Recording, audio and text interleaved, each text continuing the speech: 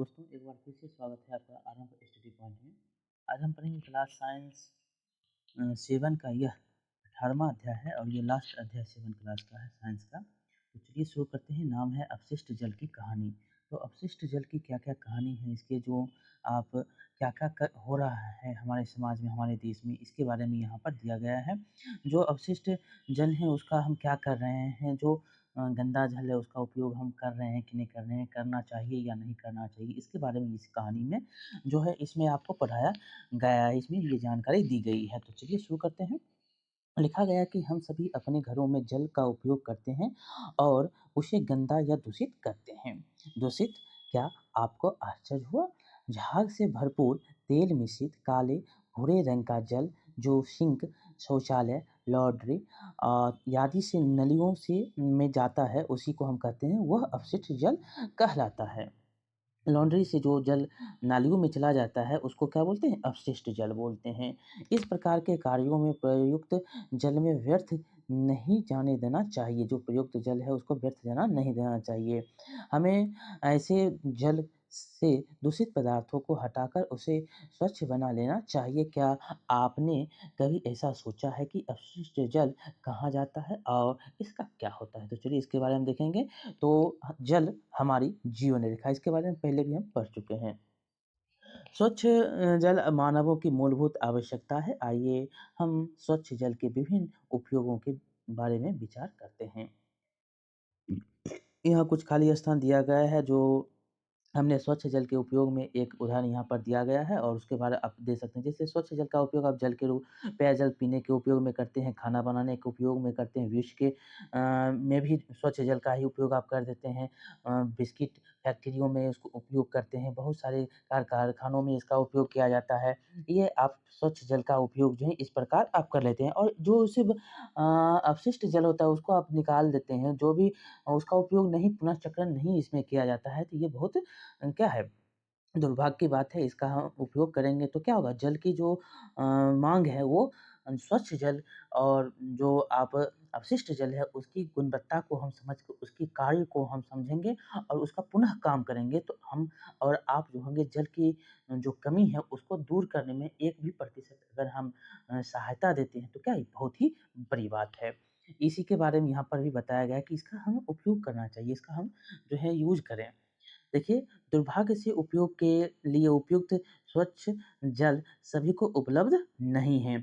ऐसे एक रिपोर्ट के अनुसार जो है 1 अरब से अधिक व्यक्तियों को सुरक्षित पेयजल उपलब्ध नहीं है। इसके कारण विश्व की जनसंख्या का बहुत बड़ा भाग जो है जल संबंधित रोगों से पीड़ित रहता है और मृत्यु का ग्रास हो जाता है। जैसा कि हमने पहले भी पढ़ा है, 16 अध्याय में पढ़ा था कि कई क्षेत्रों में लोगों तक जो है कई क्षेत्रों में लोगों जो है बहुत किलोमीटर तक बच्चे, साथ-साथ बच्चे भी जो हैं स्वच्छ जल लाने के लिए बहुत किलोमीटर तक पैदल चलते हैं, चलना पड़ता है। यह मानव की गरिमा के लिए क्या है, एक गंभीर समस्या नहीं है क्या? क्या यह मानव की गरिमा के लिए गंभीर समस्या नहीं है? ये क्वेश्चन पूछा जा रहा है। तो ये क्या है? गंभीर, बहुत ही गंभीर समस्याएँ हैं।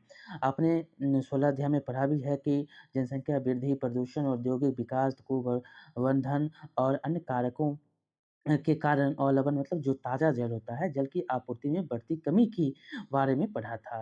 स्थिति की गंभीरता को समझते हुए विश्व जल दिवस कब होता है? तो 22 मार्च को। 22 मार्च को विश्व जल दिवस मनाया जाता है, ये पहले भी हमने पढ़ा है। 2005 को संयुक्त राष्ट्र की जनरल असेंबली ने 2005 से 15 की अवधि को जीवन के लिए जल का जो है जीवन के लिए जल पर कार्य करने के लिए अंतर्राष्ट्रीय दशक के रूप में घोषित किया है। क्या नाम है थीम? तो जीवन के लिए जल। ये 2000 कम से कम कौन दशक है? तो 2005 से लेकर 2015 का ये दशक है।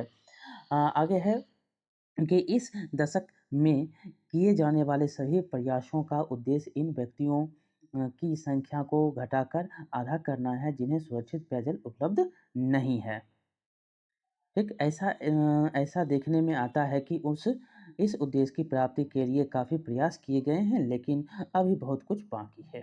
जल की सफाई करने के लिए जल की सफाई करने के प्रक्रम में जो हैं स्रोत जल के स्रोत में प्रवेश कर अथवा उसके पुनः उपयोग से पहले उसमें भी प्रदूषकों को अलग करना सम्मिलित है। अपशिष्ट जल के उपचार का यह प्रक्रम सामान्य रूप से वाहित मल उपचार कहलाता है।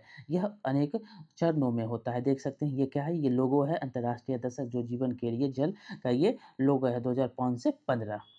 अब है बाहित मल क्या है? तो बाहित मल घरों, उद्योगों, अस्पतालों, कार्यालयों और अन्य उपयोगों के बाद प्रभावित किए जाने वाला अपशिष्ट जल है। इसमें वर्षा जल भी सम्मिलित है जो तेज वर्षा के समय गलियों में बहता है। सड़कों और छतों से बहकर आने वाला वर्षा जल अपने साथ हानिकारक पदार्थों को ले आता है। बाहित मल द्रवरूपी अपशिष्ट होता है। इसमें अधिकांश जल हैं जिसमें घुले हुए हैं और निलंबित अपद्रव्य होते हैं। देख सकते हैं यहाँ पर क्रियाकलाप के अनुसार आपको समझाने की कोशिश की गई है कि अपने घर के आसपास विद्यालय अथवा सड़क पर एक खुली नाली को देखिए और उसमें बहने वाले वाहित जल का निरीक्षण कीजिए। वाहित जल में रंग, गंध और किसी अन्य अवलोकन को नोट कीजिए। अपने मित्रों और शिक्षक-शिक्षिका से इस पर चर्चा कीजिए और इस प्रकार जो है प्राप्त जानकारी लिख सकते हैं कि उसका रंग जल जल का जो रंग है उससे गंध आता है, उसमें कीड़े-मकोड़े जो जीव हैं वो पाए जाते हैं, ये सब के बारे में यहाँ पर लिख सकते हैं। अब हम जानते हैं कि बाहित मल एक जटिल मिश्रण होता है क्या? तो एक जटिल मिश्रण है जिसमें निम्नलिखित निलंबित ठोस, कार्बनिक और अकार्बनिक औषधियाँ, पोषक तत्व, मृतजीवी और रोगवाहक जीवाणु और अन्य सूक्ष्मजीव होते हैं जो निम्नलिखित तो शामिल हैं, जो इनमें शामिल हैं। इन औषधियों के कुछ अन्य उदाहरण यहाँ पर भी दिए गए हैं जो यहाँ पर दिया गया है। देख सकते हैं अकार्बनिक औषधियाँ हैं, मानव जल है, मानव मल है, जैविक अपशिष्ट पदार्थ है, तेल है, यूरिया जो मूत्र है, पीरकनाशी, शाकनाशी, फल और सब्जी का कचरा इत्यादि। और अकार्बनिक औषधियाँ पोषक तत्व में देखेंगे तो नाइट्रेट, फास्फोरस, सात धातुएँ, फास्फोरस और नाइट्रोजन युक्त पदार्थ। और जीवाणु में देखेंगे तो यहाँ पर आपको मिलेगा हैजा, टाइफाइड आदि रोग उत्पन्न करने वाले क्रमशः विबोर्नियो बी वीरियो, कोलेरा एवं साल्मोनेला पैराटाइफी ये सब जो हैं जीवाणु हैं। और कुछ जो अन्य सूक्ष्म जीव हैं जैसे पेचिश, अन्य रोग उत्पन्न करने वाले प्रोटोजोआ, ये सब जो है कार्बनिक और अकार्बनिक जीवाणु और सूक्ष्म जीव ये सब जल के कारण होते हैं। आगे है जल शोधन एक घटनापूर्ण यात्रा। अब जल का कैसे शोधन हम करेंगे? तो घरों तथा सार्वजनिक भवनों को स्वच्छ जल की आपूर्ति सामान्यतः पाइपों के एक जाल द्वारा की जाती है और पाइपों के एक अन्य जाल द्वारा उपयोग किए जा चुके जल को ले जाया जाता है। कल्पना कीजिए कि यदि हम भूमि के अंदर देख सकते हैं तो इसमें बड़े और छोटे पाइपों का एक जाल दिखाई देगा जिसे सीवर कहते हैं, जिसको क्या बोलते हैं? सीवर कहते हैं, जो मिलकर एक मल विसर्जन की व्यवस्था करता है। यह एक परिवहन तंत्र की तरह है, जो वाहित मल को उसके उद्गम स्थल से उसके निपटान के स्थान अर्थात उपचार संयंत्र तक ले जाता है। यहाँ पर देख सकते हैं कुछ दिया गया है जो वाहित मल इस प्रकार है, कूड़ा-करकट है, दुर्गंध युक्त अपशिष्ट है, व्यावसायिक अपशिष्ट है। देखिए इसका उत्पत्ति कहाँ है? तो रसोई घर, शौचालय, औद्योगिक और व्यावसायिक संस्थान ये सब जो हैं आप बता सकते हैं। ये सूचक जो है पदार्थ यहाँ पर लिख सकते हैं जो व्यावसायिक स्थान में आपको पेट्रोलियम का यहाँ पर लिखा शौचालय में लिख सकते हैं। और जो इससे क्या-क्या बीमारी हो सकती है ये सब जो है ये पेहजाब, टाइफाइड ये सब बीमारी जो हो सकते हैं इससे कार्बनिक और अकार्बनिक पदार्थों से लिखा जा सकता है यहाँ पे। आगे है जान सकते हैं इसके बारे में कि मल व्यवस्था में मैनहोल सामान्यतः प्रति 50 मीटर से 60 मीटर की दूरी पर 2 अथवा अधिक शिविरों के संधि स्थल पर अथवा उन स्थानों पर स्थित होते हैं जहाँ दिशा में परिवर्तन होता है। जहाँ दिशा में परिवर्तन हो जाएगा उस स्थान पर ये संधि होगा, इस स्थान पर आपको मिलते हैं। देखिए क्रियाकलाप में है कि अपने घर, विद्यालय अथवा किसी सार्वजनिक भवन से वाहित मल के पथ का अध्ययन करें और कार्य यहाँ पर करने के लिए कहता है। तो क्या है पहला तो वाहित मल के पथ को चित्रांकित करें। वाहित पथ में जो आता है उसके चित्रांकित करने के लिए चित्र बनाने के लिए रेखाचित्र करने के लिए कहता है। और गली, सड़क अथवा परिसर में घूमकर अथवा सर्वेक्षण करें कि मेन होलों की संख्या का मालूम कितना है, मेन होल कितना है। और किसी खुले नाले के इर्द-गिर्द और उसके जल में से सजीव जीव पनप रहे हैं, उसकी सूची बनाने के लिए कहता है।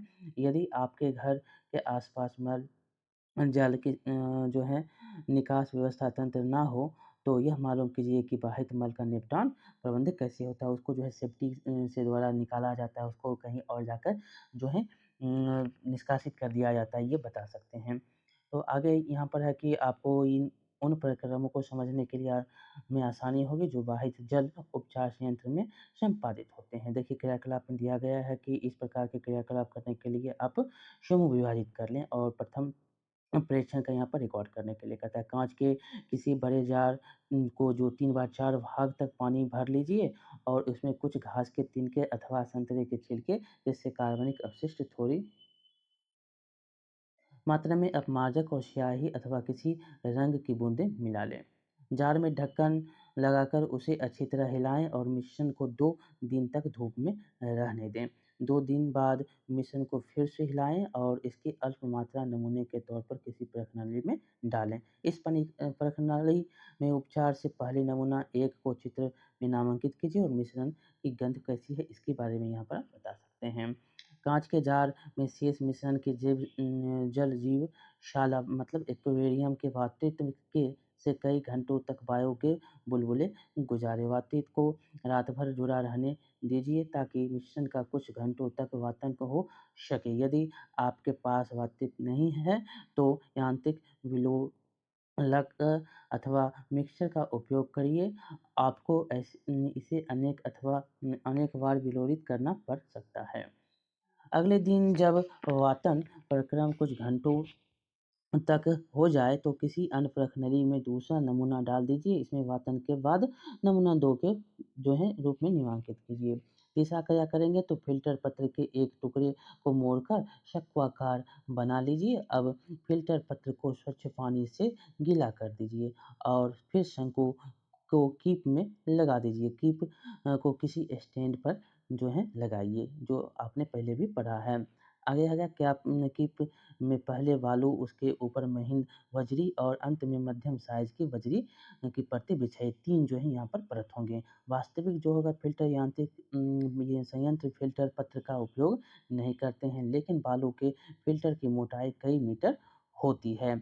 बचे हुए बाधित द्रव को फ़िल्टर करके बीकरों में भर दीजिए। द्रव को फ़िल्टर से बाहर गिरने मत दीजिए। यदि फ़िल्टर किया हुआ द्रव स्वच्छ ना हो तो इसे तब तक फ़िल्टर करते रहिए जब तक कि वह आपको स्वच्छ जल ना मिल जाए। ये देख सकते हैं फ़िल्टर करने की विधियाँ 3 जो हैं, ये 1, 2, 3 लेयर है। 3 लेयर में ये बाधित जो द्रव है फ़िल्टर करने का ये प्रक्रम है।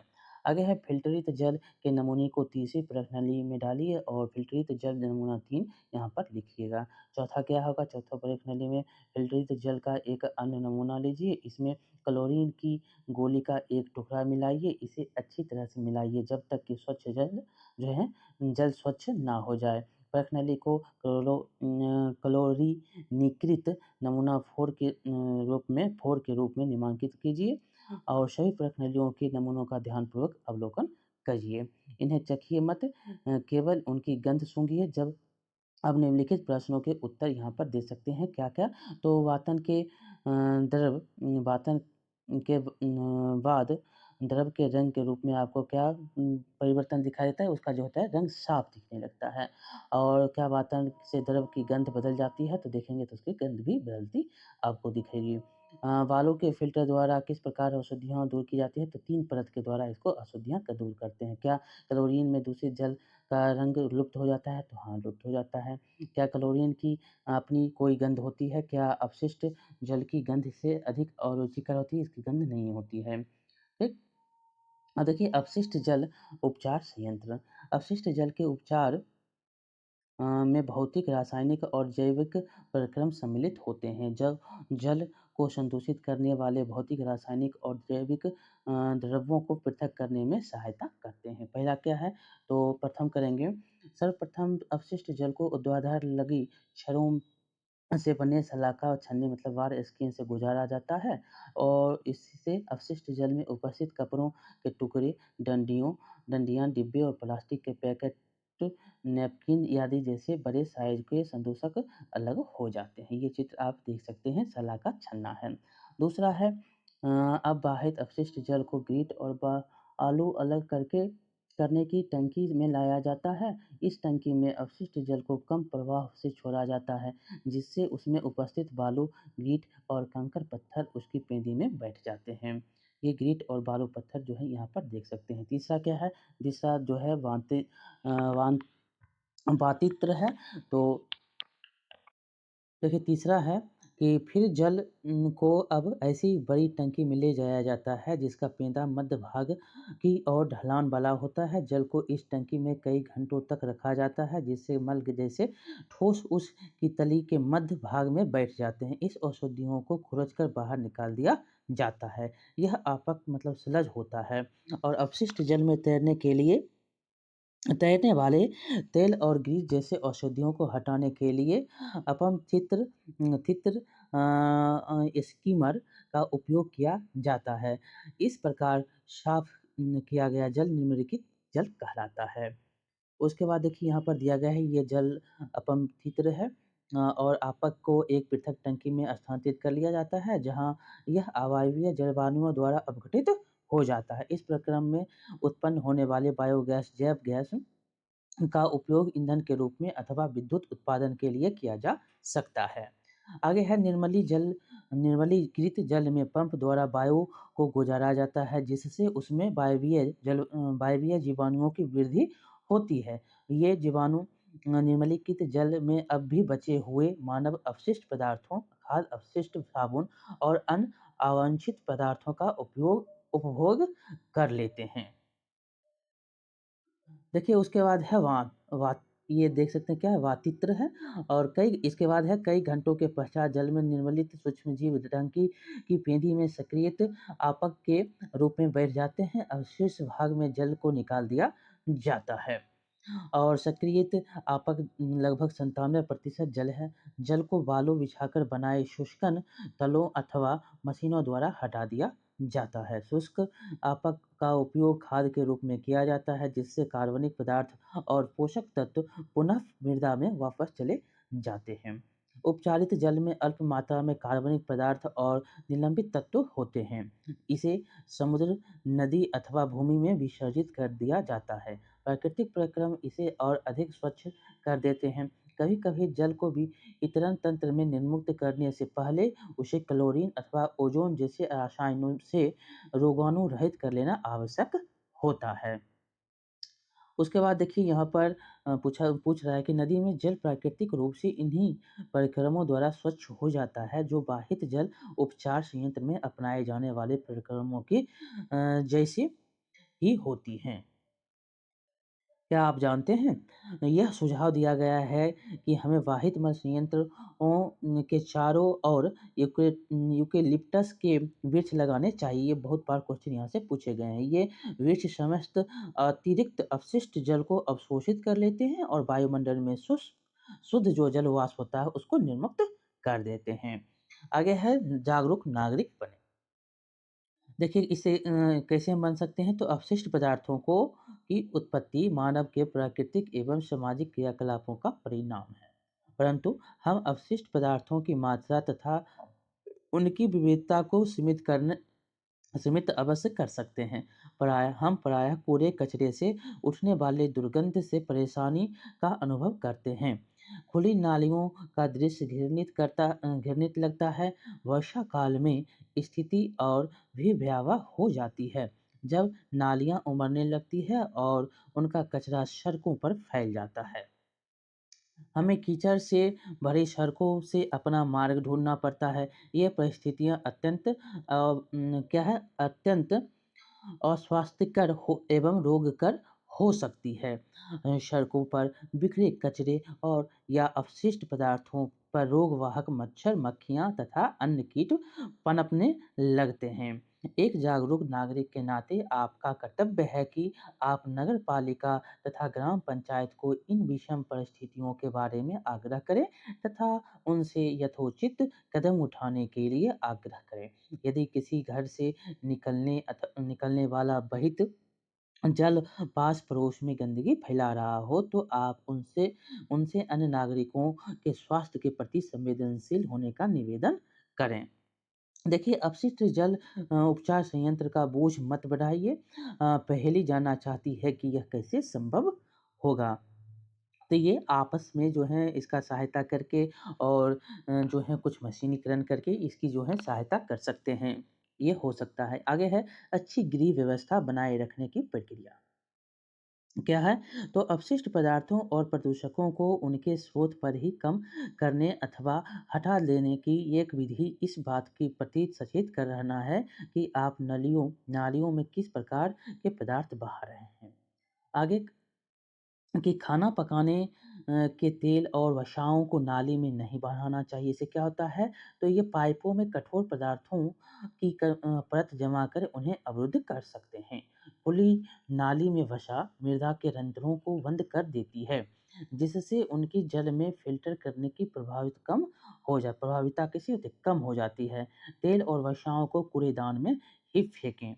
आगे पेंट, विलायक, कीटनाशक, मोटर तेल, औषधीय आदि रसायन उन सूक्ष्म जीवों को मार सकते हैं जो जल के शुद्धिकरण में सहायक होते हैं, इसीलिए इन्हें नाली में मत बहाइए। आगे कहा है कि प्रयुक्त चाय की पत्ती, बचे हुए ठोस खाद्य पदार्थ, मृदु खिलौनों, रुई, सैनिटरी टॉवेल आदि को भी कूड़ेदान में भी फेंका जाना चाहिए। ये नालियों को अवरुद्ध कर देते हैं। ऐसे अपशिष्ट ऑक्सीजन का मुक्त प्रभाव नहीं होने देते हैं, जिससे निर्मलीकरण का प्रक्रम बाधित होता है। आगे देखेंगे तो स्वच्छता और रोग। स्वच्छता की कमी और प्रदूषित पेयजल अनेक रोगों का कारक बनते हैं। आइए हम अपने देश की स्थिति पर चर्चा करते हैं।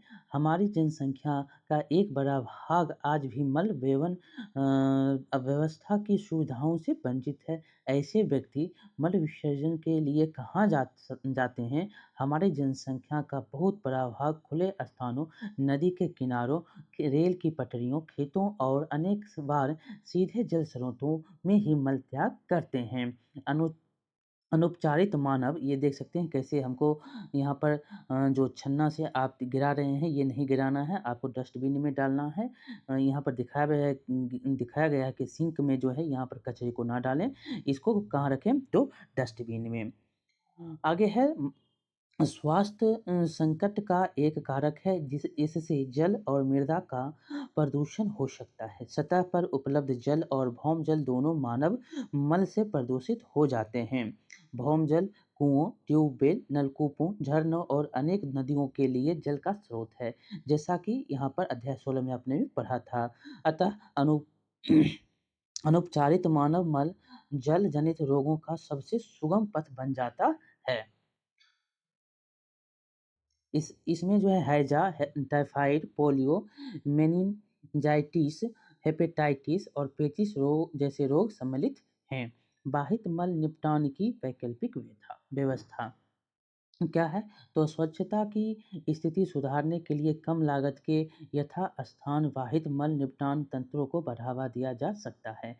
इसके कुछ उदाहरण सेप्टिक टैंक, रासायनिक शौचालय, कंपोस्टिंग पीट आदि का उपयोग है। सेप्टिक टैंक उन स्थानों के लिए उपयुक्त हैं जहां मल वहन की व्यवस्था नहीं है, जैसे अस्पताल, अलग-थलग बने भवन अथवा यहाँ पर आप देख सकते हैं घरों को समूह 4-5 घर के जो समूह होते हैं वो। और यहाँ पर है बुझो जानना चाहता है कि हवाई जहाज़ में बाहित मल का निपटान कैसे होता है? तो यहाँ पर बताया भी गया है कि जो होते हैं शौचालय, रासायनिक शौचालय होते हैं, इसका उपयोग जहाज़ में किया जाता है। उसके बाद है कुछ संगठन मानव अपशिष्ट के स्वतंत्रता पूर्वक निपटान की तकनीकी सुविधाएं प्रदान करते हैं। इन शौचालयों में अपमार्जन की आवश्यकता नहीं होती है। शौचालय में मल बंद नलियों में होता है हुआ बायोगैस संयंत्र में चला जाता है। उत्पन्न होने वाली बायोगैस का उपयोग ऊर्जा के स्रोत के रूप में किया जाता है। आगे है सार्वजनिक स्थलों पर स्वच्छता। हमारे देश में समय-समय पर मेलों का आयोजन होता रहता है। बड़ी संख्या में लोग इसमें भाग लेते हैं। इसी प्रकार railway station, bus stand, airport, अस्पताल आदि बहुत भीड़ वाले सार्वजनिक स्थल होते हैं। प्रतिदिन हज़ारों लोग यहाँ आते हैं। यहाँ विशाल मात्रा में अपशिष्ट पदार्थ जनित होते हैं। उनका जो है उचित निपटान आवश्यक होता है, अन्यथा महामारी फैल सकती है। उससे पहले देखिए यहाँ पर दिया भी गया है कुछ जो कि कृमि प्रसंस्करण शौचालय जो है, भारत में ऐसे शौचालय की रूपरेखा परीक्षण किया गया है जिसमें मानव मल को केंचुओं द्वारा उपचारित किया जाता है। यह तकनीक मानव मल को के सुरक्षित प्रसंस्करण के लिए आदर्श सिद्ध हो सकती है, क्योंकि इसके उपयोग में जल की बहुत ही कम मात्रा की आवश्यकता होती है। शौचालय का संचालन बहुत सरल और स्वच्छ है। मानव मल पूर्णतः कृमि केंको में परिवर्तित हो जाता है, जो मृदा के लिए अति समृद्ध पोषक हैं। देखिए, वर्ष 2016 में जो है भारत सरकार ने स्वच्छ भारत नामक से एक नई मुहिम शुरू की थी। तो कब? तो 2016 में स्वच्छ भारत के नाम से एक नई मुहिम शुरू की गई, जिसके अंतर्गत कई अभियान शुरू किए गए, जैसे कि प्रत्येक व्यक्ति के लिए शौचालय सुनिश्चित करना तथा मल अपशिष्ट का उपयुक्त निपटान इत्यादि। देखिए, अब उसके बाद है कि सरकार ने स्वच्छता के कुछ निश्चित मानक निर्धारित किए हैं, लेकिन दुर्भाग्य से इनको सख्ती से लागू नहीं किया जाता है। ये तथापि हम सभी सार्वजनिक स्थलों पर स्वच्छता बनाए रखने में योगदान कर सकते हैं। इसमें हमें यहाँ-वहाँ कूड़ा-करकट नहीं फेंकना चाहिए। यदि किसी स्थान पर कूड़ेदान ना हो, तो हमें अपना कचरा घर ले आना चाहिए और कूड़ेदान में ही डालना चाहिए। तो इससे क्या निष्कर्ष निकलता है? तो अपने पर्यावरण को स्वच्छ और स्वस्थ रखने में हम सभी को भूमिका निभानी है। जल स्रोतों को अवस्था में बनाए रखने के लिए जो सॉरी यहाँ पे दिया गया है कि स्रोतों को स्वस्थ अवस्था में बनाए रखने के लिए आपको अपने उत्तरदायित्व को समझना चाहिए। हमें अपने जीवन के तौर तरीकों में अच्छी स्वच्छता कोई आदतों को अपनाना चाहिए। परिवर्तन के दूत के रूप में आपकी व्यक्तित्व पहल से भी बहुत अंतर आ जाएगा। दूसरों को अपने दृढ़ संकल्प, विचारों और आशावादिता से प्रभावित करें। यदि सभी व्यक्ति एक साथ मिलकर कार्य करें तो बहुत कुछ हो सकता है। क्या है? सामूहिक कार्य में अत्यधिक शक्ति होती है, एकता में क्या है? बल है। महात्मा गांधी ने क्या कहा था? तो मानवीय और पथ प्रदर्शक कार्य प्रारंभ करने के लिए किसी को भी किसी दूसरे का मुंह नहीं देखना चाहिए। इस प्रकार ये चैप्टर आपको जो है बहुत ही इम्पोर्टेंट है। जो है वाहित जल है, जो भी जल को हम स्वस्थ बना सकते हैं, अपने जीवन को सुंदर कर सकते हैं, ये सब जो है निष्कर्ष यहाँ पर निकलता है और इसके बारे में इस अध्याय में आपने पढ़ा। तो ये आपको अध्याय कैसा लगा आप बताएँगे? यहाँ पर कुछ दिया गया है, आपने क्या सीखा? तो प्रयुक्त जल अपशिष्ट जल कहलाता है, जिसका पुनः उपयोग किया जा सकता है। घरों, उद्योगों, कृषि कार्य, खेतों और अन्य मानव क्रियाकलापों में उपयोग किया जल अपशिष्ट जल को जनित करता है। वह वाहित मल कहलाता है। वाहित मल द्रव रूपी अपशिष्ट पदार्थ होता है, जो जल और मृदा का प्रदूषण करता है। आगे है अपशिष्ट जल को वाहित मल उपचार संयंत्र में उपचारित किया जाता है। उपचार संयंत्र अपशिष्ट जल को किसी निश्चित स्तर तक प्रदूषकों से मुक्त कर देते हैं, ताकि प्राकृतिक प्रक्रमों द्वारा उसमें शेष रह गए प्रदूषकों का निपटान हो सके। जहाँ भूमिगत मल व्यवस्था तंत्र और कचरा निपटान तंत्र उपलब्ध नहीं होते हैं, वहाँ कम लागत के यथास्थान स्वच्छता तंत्र को अपनाया जा सकता है। आगे है कि अपशिष्ट जल उपचार के सह उत्पाद आपक और बायोगैस हैं। खुली या मुक्त नाली व्यवस्था मक्खी, मच्छर और अन्य ऐसे जीवों के लिए प्रजनन स्थल प्रदान करती हैं जो रोग उत्पन्न करते हैं। हमें खुले में मल त्याग नहीं करना चाहिए। कम लागत विधियों को अपनाकर मल का सुरक्षित निपटान संभव है। तो इस प्रकार ये आपका चैप्टर जो है समाप्त होता है। आपको ये चैप्टर कैसा लगा ये बताएँगे। यहाँ पर कुछ दिए गए हैं, तो यहाँ देखिए क्या है कि पृथ्वी पर सबसे निर्धन से निर्धन व्यक्ति को भी स्वच्छ जल और स्वच्छता प्रदान करके हम निर्धनता से प्रेरित कष्टों को कम कर सकते हैं और सभी बच्चों के लिए शिक्षा सुनिश्चित कर सकते हैं। ये यूनिसेफ के द्वारा कहा गया है। आगे यहाँ पर देखिए कुछ यहाँ पर पॉइंट है कि एक प्राचीन अभियांत्रिकी उपलब्धि जो सिंधु घाटी सभ्यता हड़प्पा और मोहनजोदड़ो सबसे प्राचीन सभ्यताओं में से क्या है एक है। संभवतः विश्व का पहला शहरी स्वच्छता संयंत्र यहीं विकसित हुआ कहाँ तो सिंधु घाटी सभ्यता में। और शहर में स्थित प्रत्येक घर अथवा घरों में समूह कुओं जल प्राप्त करते थे। समूह में कुओं से जल प्राप्त करते थे। स्नान के लिए पृथक कक्ष होता था और व्यर्थ जल बंद नालियों से बाहर निकालने का प्रबंध था। जो प्रमुख और नालियों शहरों और जो सड़कों और नालियों सॉरी जो प्रमुख सड़कों और गलियों से बनी होती थी। ईंटों का बना सबसे पुराना शौचालय 4500 वर्ष पुराना कहाँ पर है? सिंधु घाटी सभ्यता में मिलते हैं। तो इस प्रकार ये आपका साइंस का जो सेवन का है समाप्त होता है। आपको ये कैसा लगा सीरीज़ आप बताएँगे, लाइक करेंगे, शेयर करेंगे और सब्सक्राइब करना नहीं भूलेंगे। मिलते हैं अगले वीडियो में, तब तक के लिए बहुत-बहुत धन्यवाद।